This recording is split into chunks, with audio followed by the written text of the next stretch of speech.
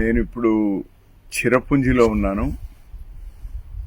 దేశంలోనే అతి తక్కువ వర్షపాతం కురిసే రెండవ జిల్లా అనంతపురం. ఇప్పుడు సత్యసాయి జిల్లా నుండి వచ్చిన వాడిని. కరువు అనేటువంటిది అందులోనే పుట్టినాం, అందులోనే పెరిగినాం, అక్కడనే కాలప గర్భంలో కలుస్తాం.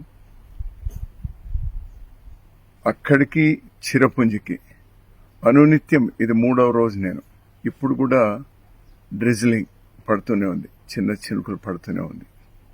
365 రోజులు వర్షం వస్తుంది. అంటే వర్షాలే లేనటువంటి ప్రాంతం నుంచి, కరువు ప్రాంతం నుంచి అతి ಹೆಚ್ಚు వర్షపాతం కురిసేటువంటి ఈ చిరపుంజిలో ఉన్నాం. ఇది చూస్తుంటే చాలా సంతోషం వేస్తుంది. ఇక్కడ పడే ప్రతి చినుకు కూడా ఇదే బంగ్లాదేశ్ ఆ సరిహద్దు, ఆ కొండ దాటిన తర్వాతే బంగ్లాదేశ్.